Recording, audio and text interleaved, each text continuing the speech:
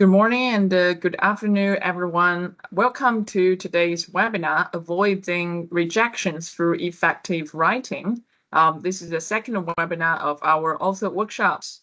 So I am your speaker, Ken, from Cambridge University Press. And we also invited Dr. Raffaella Gozzelino this time, who is an academic trainer from Editage. So Okay, so I think you already know me. I worked for this discipline for 6 years, mainly focused on open access. So let's just start for today's topic. So again, today we are going to talk about four topics. And the first topic is for me. I will tell like how to craft exceptional academic writing. And then I will invite Dr. Raffaella Gozzelino to talk about like target the right journal with the right message. And then also she will talk about how to avoid common pitfalls. I will finish with leverage publisher resources, introduce some resources from Cambridge University Press. Okay, so let's start from the first topic, craft exceptional academic writing. So I will go through accuracy, brevity, and clarity. So for the accuracy, when you're doing your work, you may want to check like have you uni uniquely fill a gap in your field? Did you follow journals also guidelines? Have you had the quality visuals? Do you have the verified data? And have you correctly set all the necessary reference? And also check, did you like fulfill all aspects of academic integrity? So check everything from text to figures to supplementary, and also check did you use the format correctly for your from your target journal. So that's what we see accuracy. And the second tip is about brevity. So when you're writing, we would suggest you to be direct. I know some people like in China, we usually start to talk about some irrelevant things when we are saying something important. But when you're doing scientific writing, so please just go directly to that point and then use your support sentences to support your core idea. And don't overcomplicate your language. I know some of you are writing like really great English, but scientific writing is asking you to write accurate instead of like beautiful or romantic. So really to think about that. Don't overcomplicate your language. And the third one about structure, I think all of you know that you need introduction, methodology, results, and discussion part. Make sure you have correct structure and you have everything you need. That's what we say brevity. And for the clarity, we also have some tips. So when you are writing your paper, focusing your paper on a central contribution to your field, even including your title. When you're writing things, really think about what your central contribution is. And also for this CCC tip, when you're writing, you go through like text to content, context to content, and then go to conclusion. Everything has a background and has something main and something core and has a conclusion. That's a second tip. So, and the next one, organize and structure well. That means you may want to optimize logical flow. And next, delivery results as a sequence. So you may want to connect statements logically to support your central contribution and also support statements with figures. That's what you could do for like deliver results.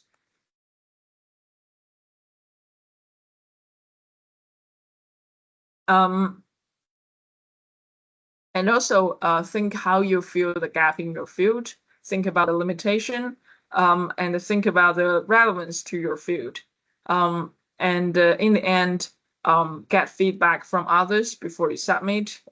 Sometimes your peers, your supervisors' ideas are very important for you. So these are the tips for you. And here is example you may need for titles. So we are writing title. We recommend you to write short, accurate, and informative. If you look at the title on the right side, it says like effect of ultraviolet light on spontaneous chromosome rearrangement in rat hands when exposed to ultraviolet light. So it has a good meaning, like kind of complicated, but we still know what's going on. But when people update that, you got this title: ultraviolet light induced chromosome rearrangement in right hands. It's more clear. So when you're writing titles, we would recommend you to write about 16 words. Try no more than 16 words or 20 words.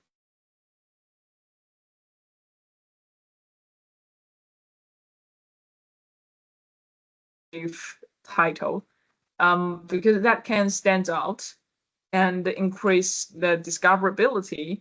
And also, you could think about one or two keywords to be included. So that's a good title. And also, when you are doing like templates, we recommend you to try the overleaf, because we are cooperating with them. You can go to overleaf and find Cambridge University Press. Even if you don't know how to use LaTeX, that could be very simple for you to use that. You don't have to really good at that. This platform is for people who are not really familiar with LaTeX. So that's the template one. Also, before you submit, we provide a submission checklist. Try to check everything here. For example, check topic offers no novelty or significance to the field. Are your topic offering these novelty or significance to the field? Really think about all those things before you submit when you're writing. So this is the first part. So next part, I will invite Dr. Raffaella Gozzelino. She is not only the academic trainer from Editage, but she's also a group leader and assistant professor at NOVE Medical School from NOVE University of Lisbon. And in 2023, she founded Diaspora Moody, a network of qualified professionals, mainly from Africa, diaspora, who provide services across different scientific domains to aid development of their countries of origin. So let's welcome Dr. Raffaella. Thank you very much for this nice introduction, and thanks again to the Cambridge University Press and the Editage. This collaboration is very useful for clarifying actually all the issue that especially students and early researchers might have regarding specific topics like this one. So I really thank once more the opportunity to be here with you today. And do not hesitate in putting your doubts or your question in the chat so we can reply to them later on. So today the topic is really how to target the right journal with the right message. And we already heard many useful tips provided in the previous slides that I really recommend you to follow. So if we can go into the next slide, please. So before submitting, is very important that you consider the article type and the applicability in alignment with the journal scope. And this is very important, and we will see it in the next slides. But the article applicability is indeed what is then reflects the message that you would like actually to provide to your target audience. And those are special ingredients that you really need to take into consideration when you are already selecting the type of journal that you would like to submit your manuscript to, not after. So don't start preparing your manuscript before having selecting the journal. And this is aligned indeed with the scope that the journal have, because indeed all journals have specific scopes, and therefore you need to ask yourself what is the message that you would like your audience to receive. So I really recommend to read on the journal website the instruction for authors, and check also the scope and the aims, and see whether your article fits with that, because this is one of the first things that the journal platform is checking as soon as receiving the manuscript. And I'm saying journal platform because there are most journals that before sending the manuscript to the editor that then is handling your article, is already looking broadly whether your manuscript is matching with the scope of the journal. And this is therefore very important that there is an alignment, and this alignment can also be provided by yourself writing the cover letter and highlighting how your manuscript fits the journal scope. And this will facilitate the process of not waiting for platforms to check it out, but to send your manuscript directly on the hand of the editors that then will handle. So in this case, it is also recommended that you conduct a literature review to then compare your work with the previous studies that has been published by the journal itself, because indeed it might give you an idea whether that is the right journal for your investigations or not.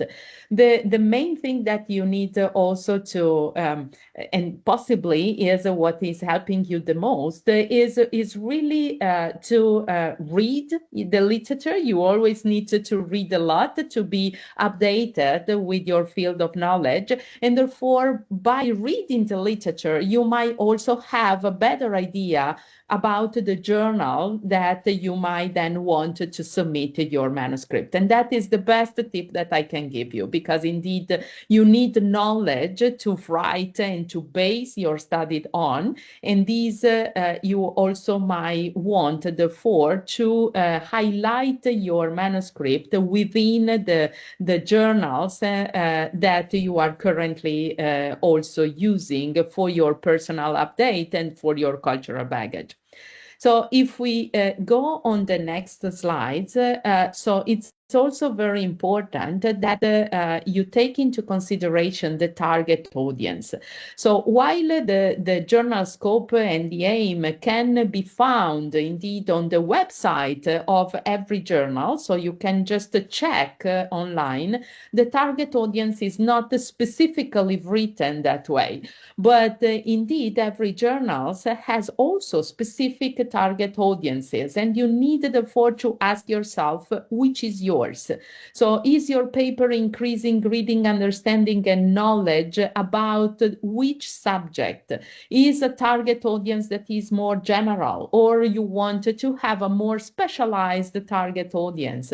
So all these are indeed the questions that you would need then to reply before sending out your manuscript, because you need actually to check that the message that you are spreading out there, it reaches all the important targets that you would like to. If we can go on the next slide. So there is here are some tips about the study design and the methodology, which might be useful to understand which is the type of research that you want to publish and which is the methodology that then is applied to that research. So that the message that you would like actually to for people to read is descriptive, or your study is more exploratory, so you are describing, for instance, a molecular mechanism, or you are providing quantitative or qualitative data. So all these need to be really aligned with the research that you are doing, because indeed you cannot provide a methodology that then is different from the one that is actually used to achieve the fundings that you are publishing. And this needs also to adhere to specific norms and research areas. So like, for instance, the latest advancement and techniques. And this is why it's always important to be updated with not simply the general knowledge of the field, but also regarding the techniques that are mainly used currently to address specific questions that you might have, because it is important for acceptance within the scientific community. And remember that editors and peer reviewers are part of this community too. Sometimes we forget that, but if we go to conferences, we can find editors from journals. So if you go to giving a seminar, so you can also find editors among the audience, because they always need to understand which are the last trends that then people can actually be interested, because they really need then to report it to the journals to potentially open up or launch some special issues and some new activities that then the journal is addressing. So there are also best practices, of course, to boost the validity and the reproducibility. And I'm really here stressing on the fact that the study methodology is really important for you to describe in the best possible way, because indeed what you would like as a researcher, as a scientist, is that your research can be reproduced in other parts of the world from other people, and also applied to the models of in use by other scientists. So always try to describe this session in the best possible way, and not skip it in a rush way, saying protocols can be found as described somewhere else, because you simply then hinder the search of especially students and early researchers, who might not be as familiar as you to find the papers in the scientific literature. In the next slides, so there is also something that you might want to consider when you select the journal, which is the journal visibility. So the higher the visibility, the higher will be the visibility of your study per se. The indexation, so this is a very important aspect, because sometimes we are invited by sending our work to journals that are not indexed in the main research databases. And this is an issue and is a concern, or should be, because then it's more difficult for your work to get cited. But you need also to get cited in order to start collecting your credibility at professional level. So that is a very important aspect that you need to keep into consideration that journals is good when you send your manuscript to a journal that is indexed. So then you might want to consider whether you published open access, because indeed this is also tied to a more general audience that can be interested in your articles and simply read it and then potentially even collaborate with you in the future.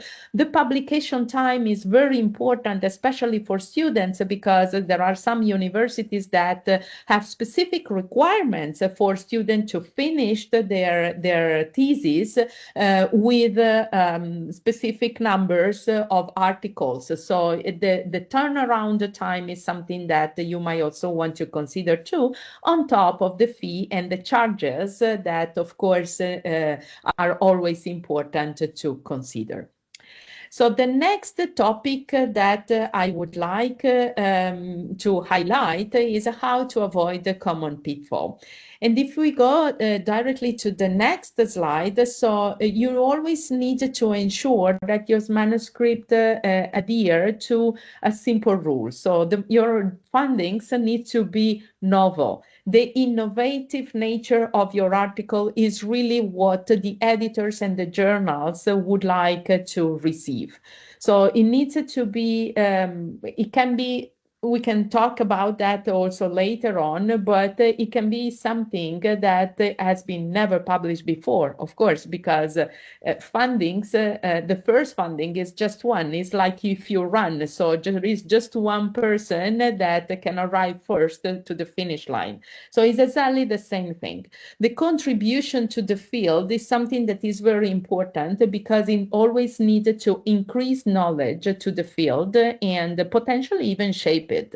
So there is the need for the literature reviewing being adequate and fitting to the message that you would like to convey. Appropriate design and methodology is something that you always need to ensure that then corresponds to the findings that you want to publish. The adequate and complete data analysis. This is something that we as editor, because I am as well an editor, so we are paying a lot of attention to, because sometimes there are results that are not significant, but they might be if a wrong test is being applied. So the statistical test is very, very important. So because it also implies that your results can be very relevant and impactful to the field. So always also draft proper arguments and conclusions, and of course ensure that you always have the ethical approval for your study, because that is something that is checked at the very forefront as well, meaning that before arriving the manuscript on the hand of the editors, so the platform is checking whether the study that has been performed on animals or on humans, so then has all the ethical approval from the competent authorities. In the next slide, so these are some careful journal guidelines that have been compiled for you, meaning that it's very important that you adhere to journal specification in terms of word limits, in terms of number of figures and table, and especially their resolution, because the resolution needs to be high for people actually to amplify the image and continue to see with high quality the results that you would like to send out. So the table and the figure should complement the text adequately and need to be inserted in the text, and never forget that, and ensure that there is no missing values or headings or footnotes or labels or even legends in your manuscript. So in the next slides, I always stress on the importance for everybody to look at the instruction for authors, because in terms also of the literature review and reference style, because it needs indeed to follow the journal's guidelines. The update, the issue of updating your literature review is because most of the time we don't cite anymore seminal paper, and we cite only the paper that are very recent, which needs to be cited too in your text, but never forget the original discovery that then open up the field if you are, of course, highlighting or base your results on. Check also that all section and element are present before submission, and then collect the author's approval before submission, because this indeed is ensuring that no ethical or administrative issues might then raise because of that. And then in the next slide, last but not least, so give your writing your best shot, because language quality is important.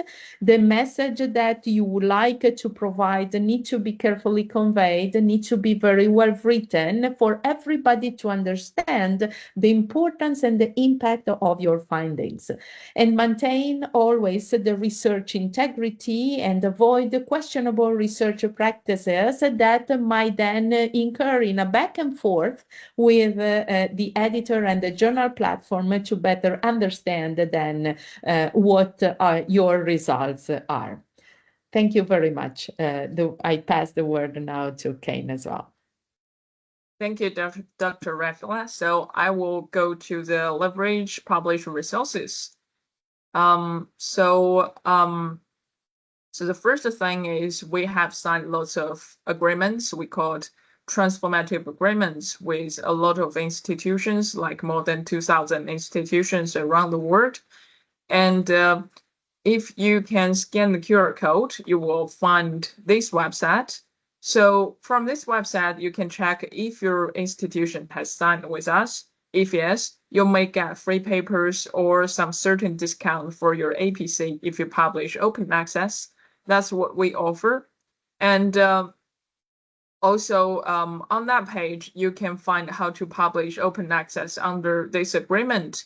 They have guidelines. For example, to be eligible, articles must have a corresponding author who's affiliated with universities sign the agreements with us, and the article should be original and should be accepted. So lots of the guidelines are listed on the website. You can check that through our website.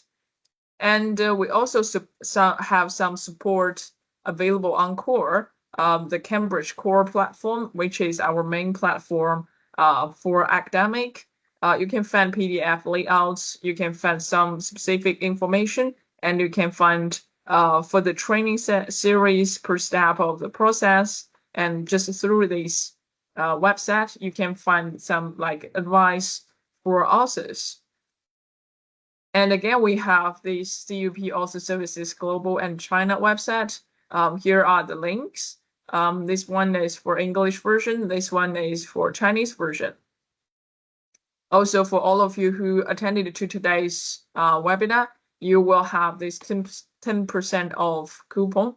This for the author services for language editing, translation. You can use this when you're using our author services here. So this is your coupon. And in conclusion, we have 4 topics today, from how to write academic articles to how to write how to target the right journal with the right message, how to shape your submissions, and really how this could help you. And this is our webinar schedule. As we introduced, we have 4 sessions. We finished 2 today, and we will have the next one next month, and the final one in June. If you're interested in the third one, managing peer review, rejection, and resubmission, please feel free to scan the QR code here, and then you can register. Okay, so this is for the next workshop. And if you have any questions, please type your question to the Q&A box. And if you have time, please scan the QR code and complete the feedback survey. Thank you very much.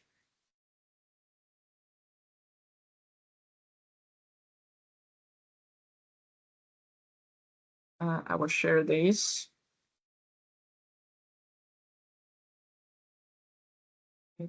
Let me check the questions.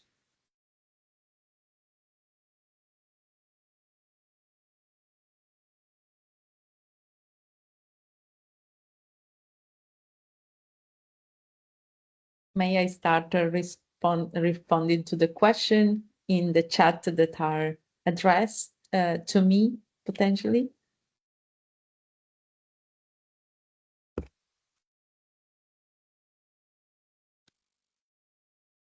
So there is one question that has been addressed to me, that is, how should authors adapt the writing when targeting journals with different scope strictness, like a broad scope versus niche journals?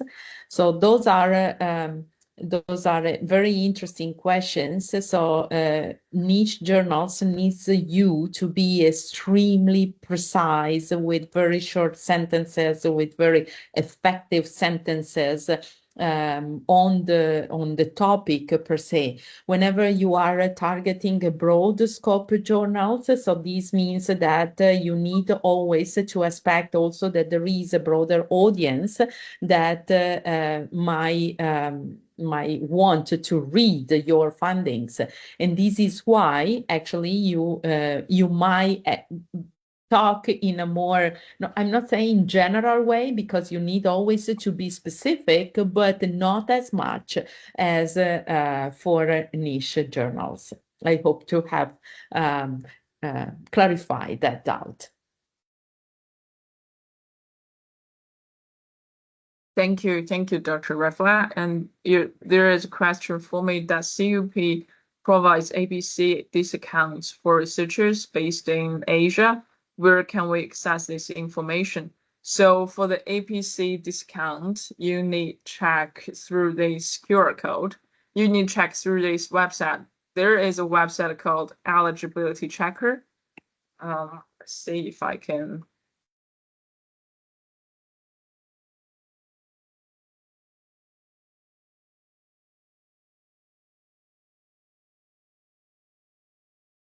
So you need to check if your institution has signed the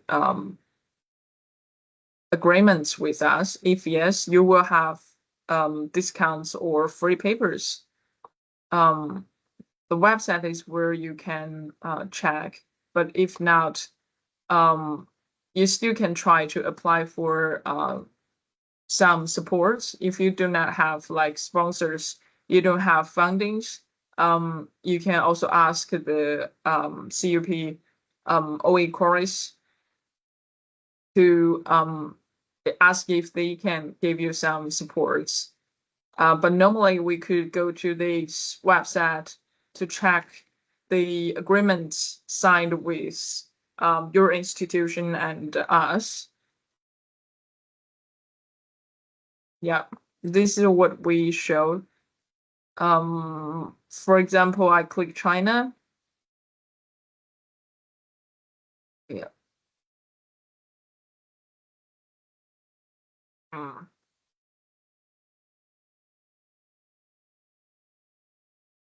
Start. Let's try Japan. Yeah, and then you can see all these information, all the different universities. There will be a lot of universities, and to say if your university is here, if yes, like the University of Tokyo, and you can view the publishing agreement like this. Like they have four article processing charge discount. And click here, they can see for the information. They even have like a local language guidelines, and these are the journals covered by this agreement. But if not, then you may not have the discount.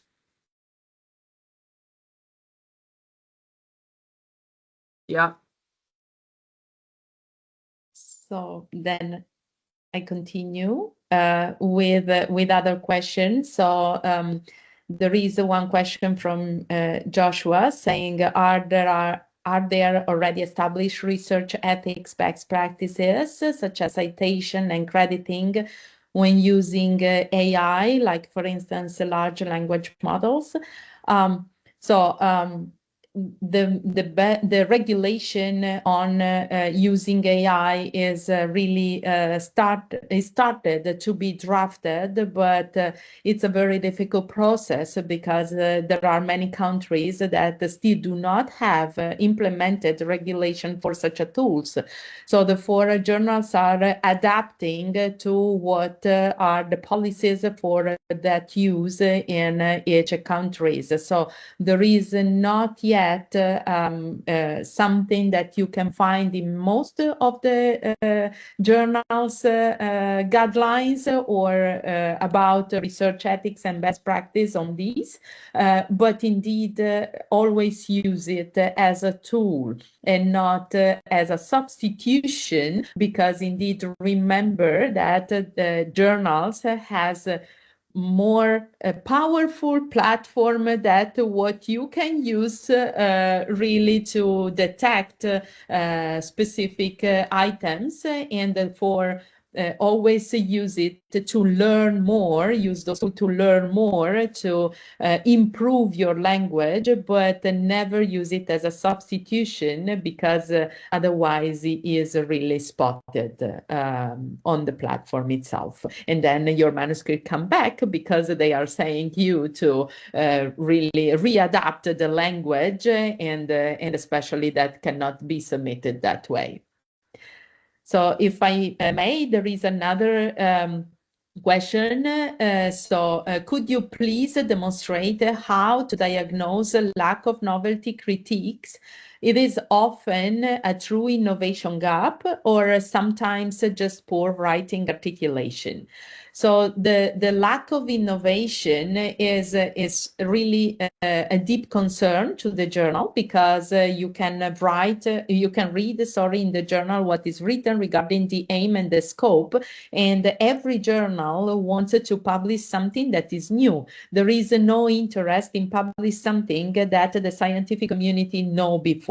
So this might be for a new mechanism, a new gene, a new protein, a new protocols, procedure, or most of the time as well, for you to get an idea, is also interesting to find some controversial spot that you might address, and therefore that can be the niche of your investigation. And this is also novel, because if there is no certainty about a specific mechanism, and you can clarify what is going on that specific setting, this is also considered something that is novel. But that is a critical point for your journal, for your article to be accepted by the journal, not even at the last stages, but at the very first one, because the editor indeed this is what he or she looks at. So highlight in the abstract and in the cover letter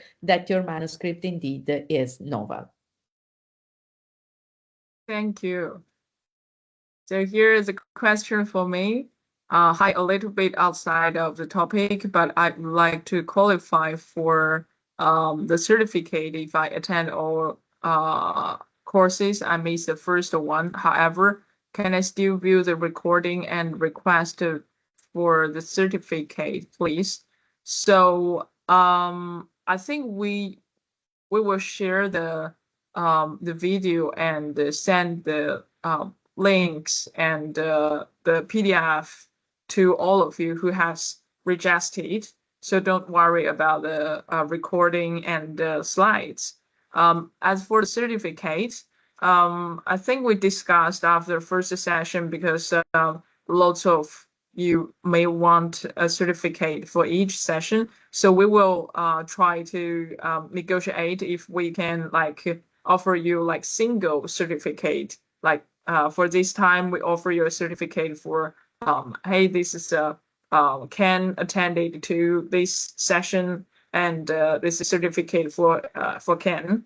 And yeah, we will try to do this. So don't worry about that. And yes, we have a certificate after finish the session, the whole thing. If attended to each session, you will have a certificate that you finished the whole workshop. But even if you only attend to one, we will try to send you a certificate for attending one session. Thank you.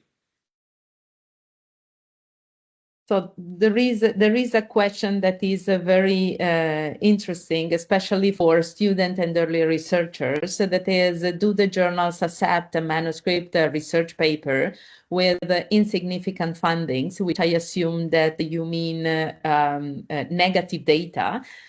Because most journals wanted to describe only the paper with the significant results.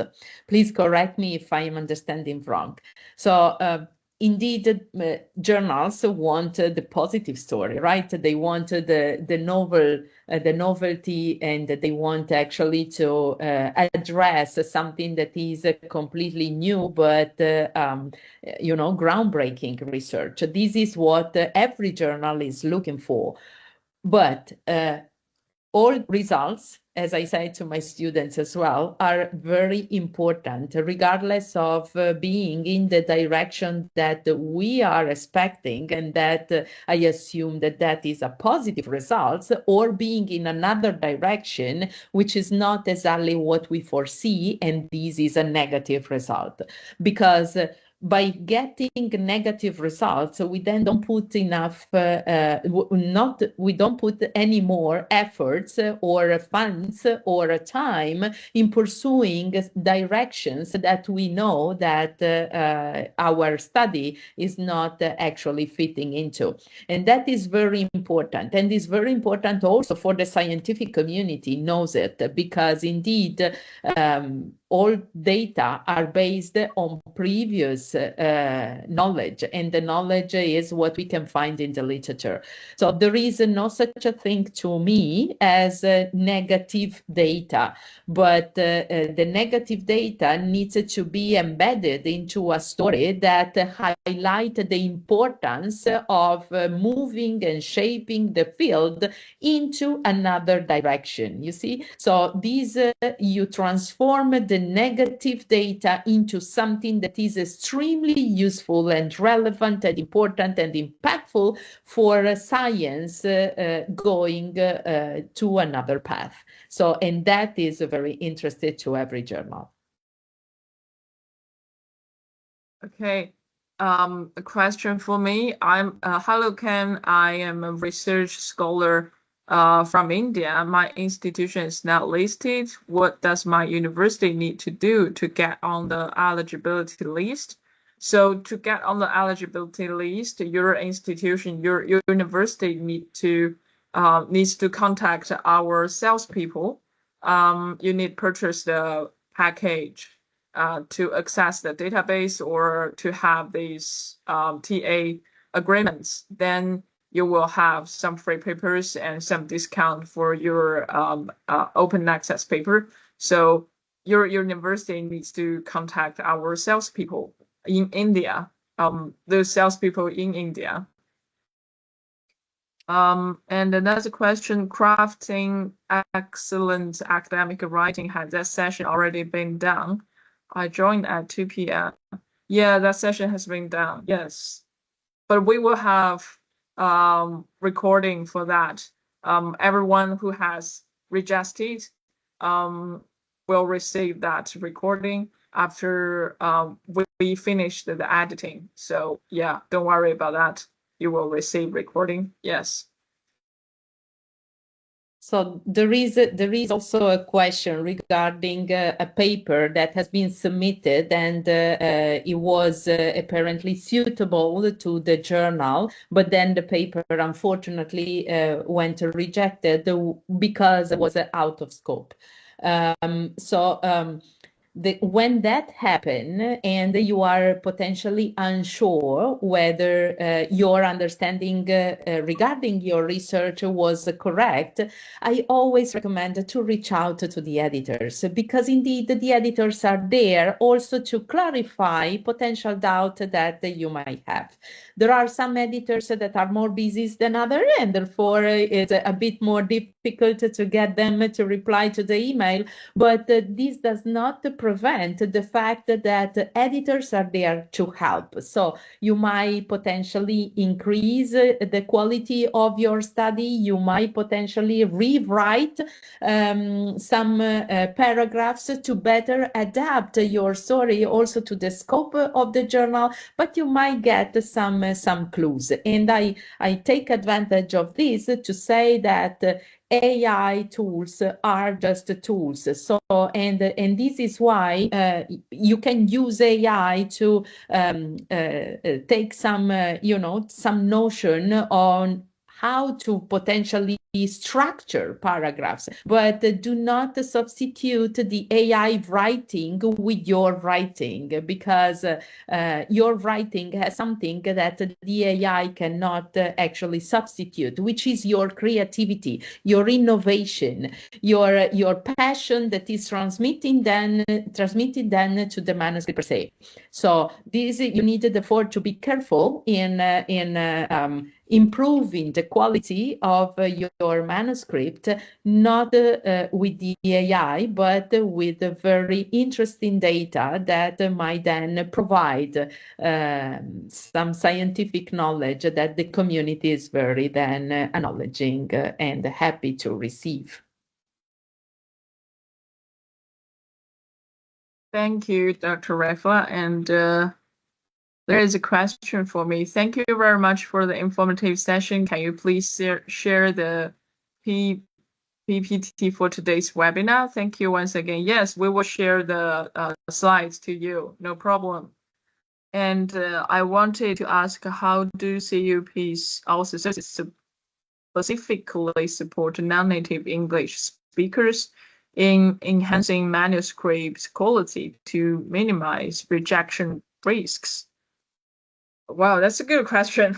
That's a really long question. Well, the OSA services have different standards. I can share my screen and share with you about the services. So for the basic one, the experts will help to modify your paper based on your paper. They only focus on like language and grammar problems, or if your sentences make sense or not. But if you want to enhance the manuscript quality, you might need like experts to review your manuscript. We have the premium services. Sorry about the poor internet. Yeah, it comes. So you can see here, we have a premium editing plus. So this is premium and premium plus. So for the premiums plus, we will provide some experts' ideas for you. So in that case, your manuscript quality will be improved. So that's like two different standards of the services. Yeah. Here you can see that for the standard editing, they only check the spelling, punctuation, and grammar. But for the premium and premium plus, they will like check logic, clarity, and flows, and journal cover letter, manuscript assessment report. And also for the plus one, they will have reviewer response letter editing, helps you to respond to the journal feedback, and cross-check response with revised manuscript, help you to improve your manuscript, and manuscript formatting for your target journals, and unlimited Q&A with editor, letter from your editor, and editing certificate. So if you choose premium or premium editing plus, premium and premium plus, we will have more services. So that's how can we like offer more services and help you to enhance manuscript quality. Yes. Thank you. So there is another question I would like also to reply. What is the possibility of publication of a paper that is based on doctrinal method and does not include empirical data? So there are many types of papers that you might want to publish and consider. There is not only the research paper that we are used to review or to read, or we have more tendency actually to publish because we wanted to highlight our study. But there are many papers where you can actually publish what you think about. You can publish an hypothesis, you can publish a review paper because you might want also to have or to provide your opinion regarding specific fields in the scientific literature. So the interpretation of specific results, for instance, is something that you can write on an opinion paper. So the answer is yes. There is a lot of actually. You can go on the instruction for authors. You can go on the papers and the journals websites and read all the type of papers that are allowed to publish in the journal that you selected for your interest and then decided. But the answer is yes. Thank you. And there is one more question, but I think some author has replied to that. Like, hi, Ken. In India, there is a new agreement. It's called One Nation, One subscription for the person who, yeah, it offers opportunity for authors to work more easily with publishers. And Padmini says the government has bought multiple subscriptions, but there is a lot of red tape involved, and not all universities have access. And Padmini's university is one of them who does not have access. So I think you can still ask if your university could contact us, our salespeople, and then they can offer you like an agreement with us. So that could be another solution for you. Yes, thank you.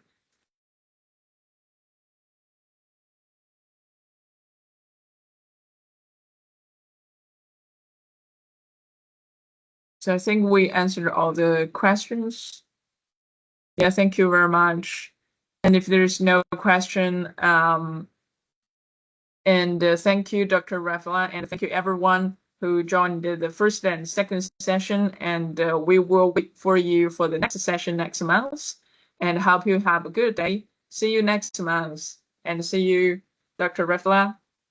Thank you. Thank you very much again for the invitation to participate in this webinar, and good luck to everybody with the submission of your paper and the selection of the right journal. Thank you very much. Bye-bye. Thank you. Bye.